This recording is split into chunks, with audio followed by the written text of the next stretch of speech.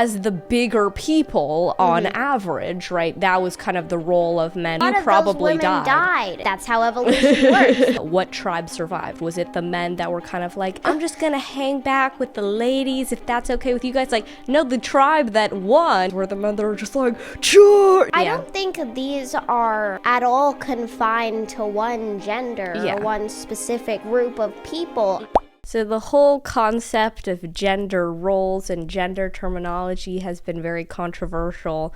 But I think what we kind of wanted to cover with this conversation is first trying to define these terms, specifically the kind of element of like masculine versus feminine or masculinity versus femininity. And I think that you can't really cover those topics until you actually define what it is. So, or else, I mean, you can try, but it's going to be very difficult. Yeah, well, I think that that's why a lot of those conversations are just really a lot of people talking past each other is like, you first need to define those terms so you can even know what we're talking about. Yeah. Because this was a question that we had asked maybe a few months ago. We're thinking, yeah, this might be an interesting topic to cover. So since kind of asking that question, we've learned a lot more about the conscious and subconscious and the nature of what that is.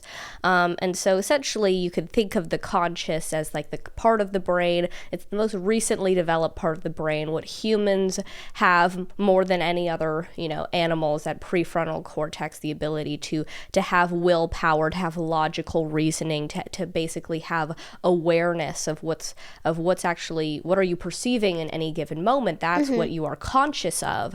And that's something that, the conscious processes things much more slowly. The subconscious can process a million times more bits per second. So there's a very big difference between the two in terms of like what is their actual function.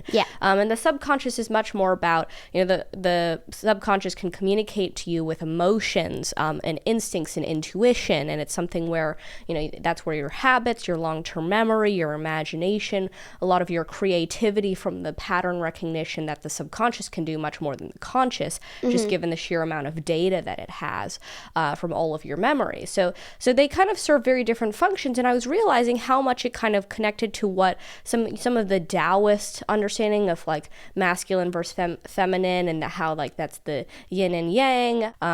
Just generally what we think of when it comes to what's masculine is more of that like willpower and decisiveness. Well, when you think of masculine, I mean, I don't know what jumps into others people's mind, but I think of like, okay, first of all, the word is very much like muscle and like muscly. Right. So I think of that, tough. Acting tough and strong and like, I don't have feelings, right, you know what I mean? They yeah. don't give in to their emotions. And I think that's what people think of as like very masculine. Right. And then there's the femininity, which is which is the opposite. Yeah, well, and like in Taoist philosophy and how other people describe femininity, it's more like being more nurturing, trying to keep peace and harmony.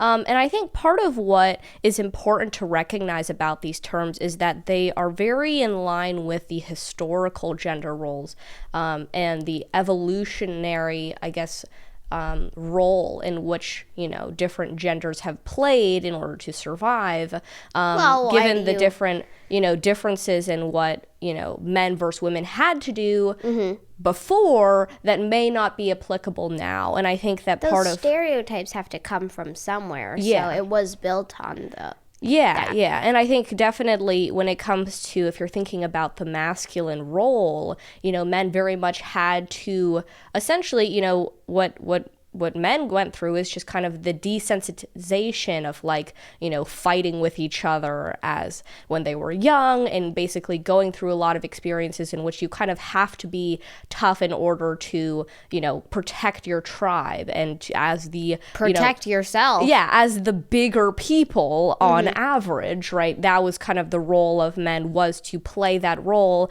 And it very much is kind of being able to, what we think about is that this is very much kind of the conscious control over the subconscious. When you think about not letting yourself be overcome by fear, not letting yourself be emotionally captured, is something that's necessary. Those are the emotions that are driven by the subconscious, are the things you are driven and you feel like you need to do.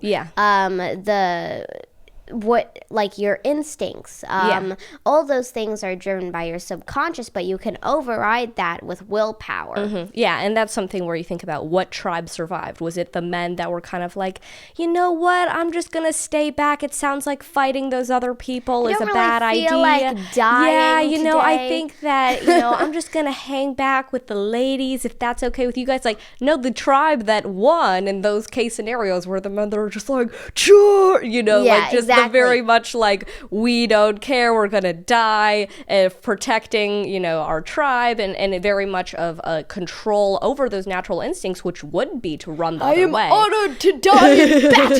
You know, that's what we've been seeing in Game of Thrones too, where it's like, that's how men were systematically trained throughout history. Yeah, and life was just like so little value to them, where they're just like, I am proud to die a honored death or something like that. Well, that was a survival mechanism, because it's like, you know, in that kind of world, how are you going to be able to protect yourself in it? And a lot of it is systematically, you know, training, you know, men to be able to override those instincts, to stay on the front lines, even, you know, when you're probably going to die, you know. So that's something that is very hard to override. And so that is a very important evolutionary standpoint to understand when it comes to what is creating this idea of what masculinity is.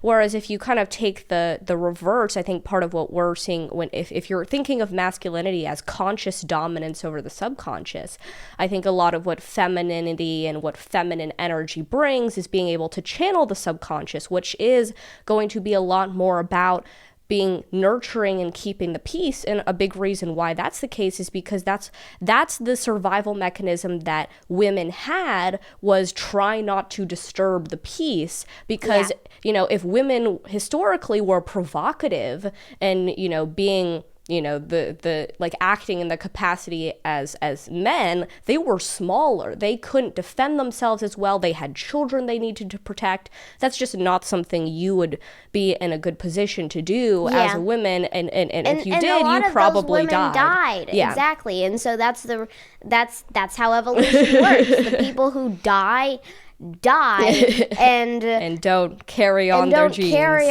genes. And the ones that carry on their genes are, you know, generally the ones who were just smarter about their position when they didn't have a choice. Of course, now a lot of these things don't apply in the modern world, because now we do have a choice. You know, everything's like, so many more things are virtual now, and it's not about fist fighting. Exactly. So you're gonna, you know, all those muscles aren't gonna be put to any use. Right. And so now it doesn't really matter, but you got to understand where that comes from. Yeah, and so I think that's what we're trying to cover in terms of like, okay, this is where those beliefs originated, but now if you're thinking about, if we define masculinity as conscious dominance and define femininity as more subconscious, you know, flow, then I think what you're getting at here is a dichotomy that came from the historical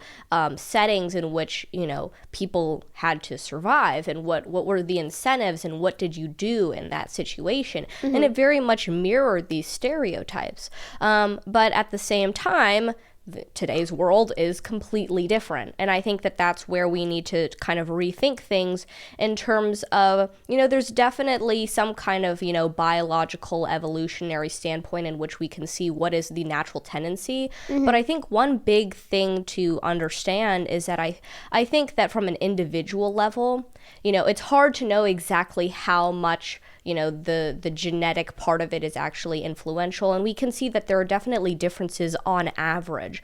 But I think that what's important to understand from an individual standpoint is I think that anybody can change if they recognize where they are now. And that's why I do think that, the biggest part of trying to succeed as an individual is trying to understand where are you now? What are my natural tendencies? What is the environment in which I was raised in? That may or may not mirror certain stereotypes. And I think that the biggest thing to try to understand is how to channel both of these energies and how to kind of... I don't think these are at all confined to one gender or one specific group of people. I think that your natural tendencies are going to be largely based on the culture in which you grew up, the environment in which certain people were expected to do certain things.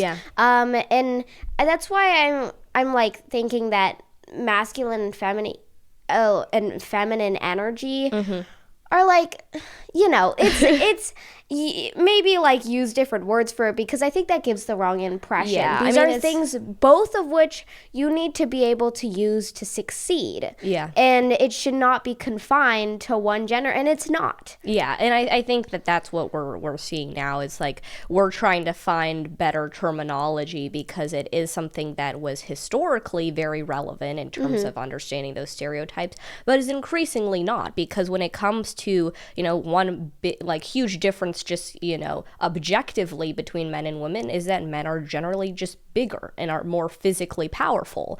And that's something that doesn't matter, really at all anymore. Now you're doing virtual meetings, and you're doing everything digitally. It's not about robots, who can lift hay bales. That doesn't really matter anymore. The robot, the different machines can be stronger than the biggest muscles out there, right? What matters now is bits, not atoms, and that's incredibly important in terms of what actually matters in terms of the gender dichotomy. And I do think that when it comes to, trying to understand this, it really comes back to what we talked about in our Flow podcast, which is when is the best time to have conscious dominance and when is the best time to have subconscious flow. And one thing that I think is really important is that men and women, or I guess girls and boys, are all being trained to, I think, one thing that is really important is being trained to have emotional discipline. And that's something that is increasingly important in today's world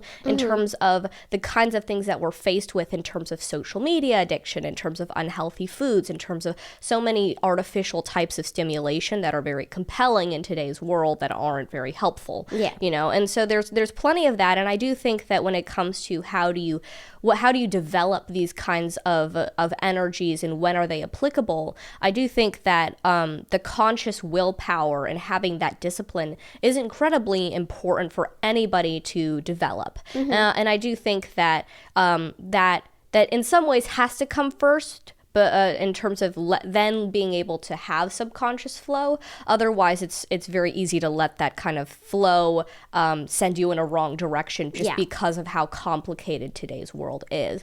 But along with that, I would say that part of what I've been going through in terms of my own sort of transformation is that I was definitely very much leaning towards the masculine sort of like willpower and the structured planning and the kind of execution and decisiveness that comes from the more masculine stereotype, but it was leading me to be in the focus or overthinking mode that was very taxing on mental energy. And I think that that it's definitely something in which we can lean too much on, because it makes rational sense that like, oh, you got to have a reason for everything, you got to use your willpower, but at the same time, it's really not sustainable, especially given everything that you have to consider in today's world. Intuition is very useful, because you're not always going to have the energy and the time to intentionally think about every single every single decision you make, but also with the subconscious, if you're just letting it roam free and control you without any training, because you need to train your subconscious so you don't waste your time and make bad decisions, because there's so much out there trying to hijack those reactions and those inherent responses, like all the junk food out there and all of the just generally trying to take advantage of that. You've got to be able to train your subconscious, but once you've trained your subconscious, you need to be able to rely on that sometimes so that you don't burn yourself out. Oh, definitely. And that's something that I've definitely experienced, where like now that I'm relying more on that subconscious energy, I'm more creative. I'm able to, connect with people better. I'm able to just, feel very free in my work while still being productive. And I think that that's something that's really important. And if you think about what's the more like modern extremes of what this is, like the more masculine modern extreme is like, I wake up at 4:30 and chug 12 raw eggs and then I run 15 miles, and it's like, okay, then I do a workout shirtless and then I take a cold shower. And it's like, and the go-getter, I could do anything. My life is perfect, you know? And that's kind of the masculine extreme that, a lot of people might think, oh, this makes so much sense. You're optimizing for all these things that are important, but at the same time, that's not sustainable unless also not realistic. Unless you really mess with your head in terms of having your goal function be so specific that you aren't able to really be free to pursue other things. But then when you think of like the other extreme, it's kind of the just there's definitely a lot of nurturing aspect that can be very stifling in terms of not being able to face uncomfortable situations and not being able to prevent yourself from being emotionally captured by everything that's trying to capture you emotionally, of all these companies that are spending so much time, energy, and money into trying to hijack your mind. And so that is really dangerous, and both of these extremes are not good. Both of these extremes are ignoring the other aspect of your ability to operate at your best. And I think that that's what's really important now, is understanding that this dichotomy doesn't have anything to do with gender. It has to do with what your mind can do and how you can actually optimize it to work for you. And I think that that's something that, that's something that we're trying to explore ourselves, because it is very interesting, and it's important to have that historical understanding, so we can see where we came from. But at the same time, we need to understand the environment we are in now, because to go forward, we also need to understand how things have changed and how we can adapt ourselves for that change.